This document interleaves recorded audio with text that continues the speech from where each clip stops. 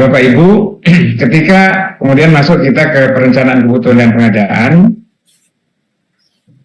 kebijakan nasionalnya dipegang oleh Kemenpan RB, Pak Menpan ya.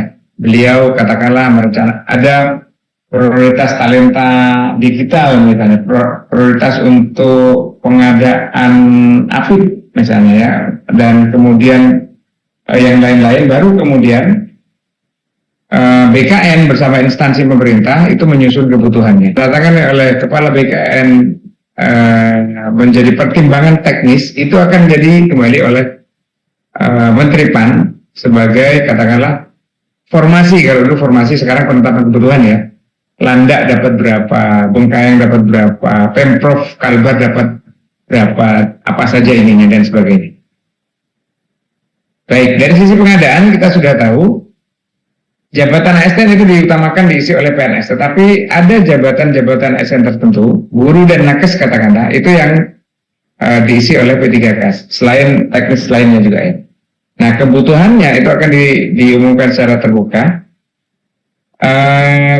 Kami Panselnas sedang menunggu saat yang tepat ya, karena formasi atau penetapan kebutuhan belum semuanya, sebagian besar sudah, tapi ada sebagian kecil yang tidak ingin ditinggal dalam proses pengadaan ini, sehingga itu yang menyebabkan sampai sekarang belum dibuka penerimaan ASN ya, seleksinya belum ada. Mungkin ya bisa jadi bulan depan atau bulan depannya lagi kita lihat. Regulasinya juga harus siap dan semuanya harus disiapkan, karena ini adalah sifatnya pengadaan secara nasional.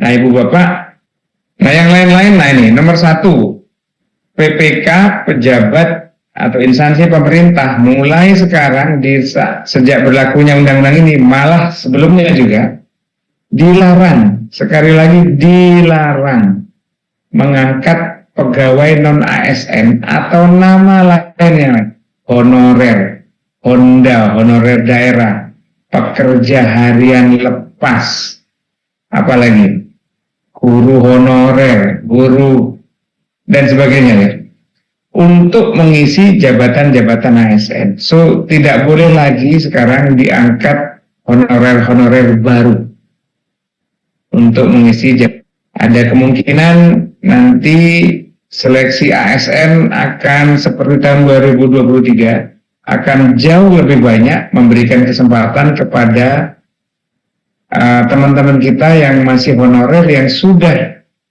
terdaftar di database non-ASN. Implementasinya bagaimana, nanti kita tunggu sama-sama yang lebih detail lagi. Kemudian, nah pegawai non-ASN atau nama lainnya itu wajib diselesaikan penataannya paling lambat 31 Desember 2020 tahun ini. Entah itu dengan mekanisme paruh waktu dan sebagainya, itu harus honorernya harus bisa, yang terdaftar di database non-ASN harus bisa masuk menjadi ASN melalui mekanisme seleksi tahun ini. Pak, anggarannya nggak cukup.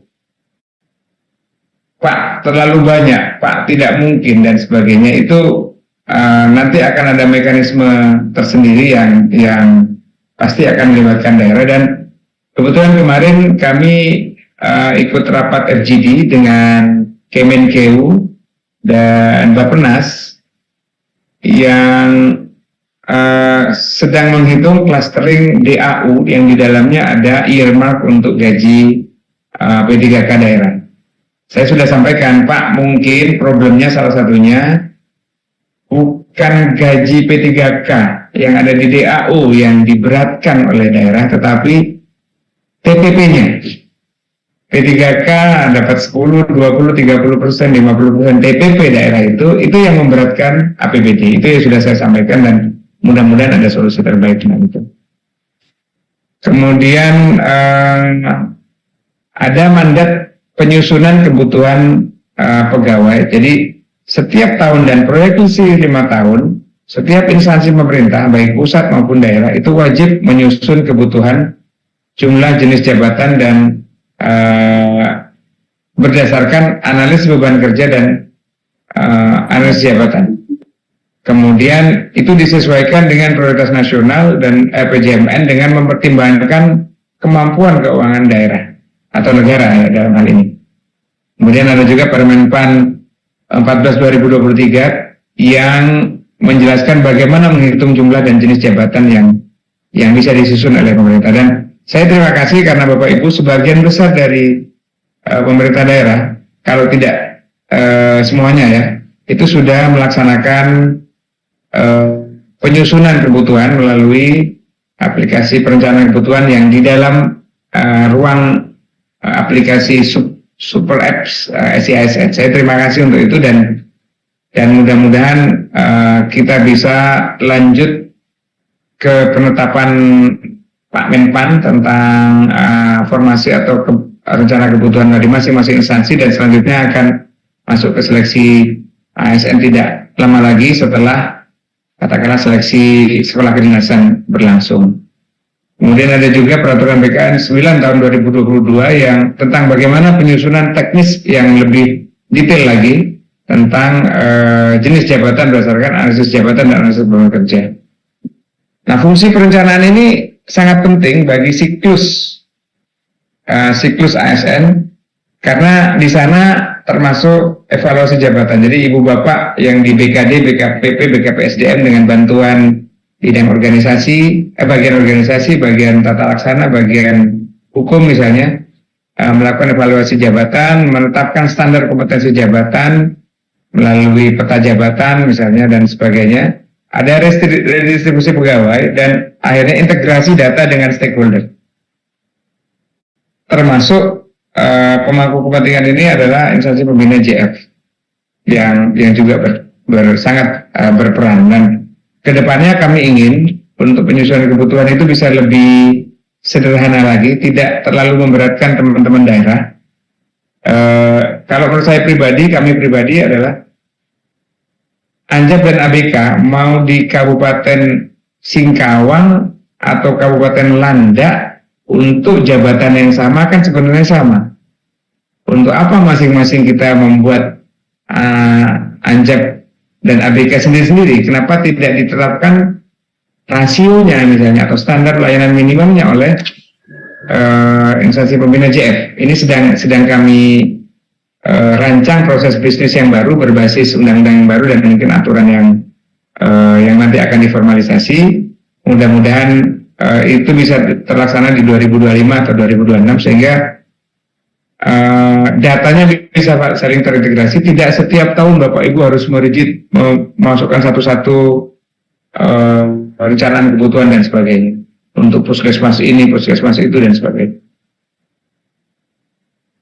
Saya kira itu. Kemudian tahap penyusunannya seperti yang sudah kita Bapak Ibu lakukan ya, teman-teman BKD, BKPB, BKPSDM. Ada penyusunan analisis jabatan, kemudian dilanjutkan oleh, ini dilakukan oleh instansi pemerintah ya, penyusunan analisis beban kerja, ABK, kemudian Anjab, peta jabatan, kemudian lanjut nanti ke pengusulannya, penyampaian usul kebutuhan, dan ini kemudian analisis kebutuhannya akan verifikasi dan validasi oleh BKN, sehingga akhirnya di ujungnya Pak Menteri PAN bisa menetapkan berapa kebutuhannya untuk masing-masing instansi dan ditindaklanjuti dengan seleksi ASN di tahun itu.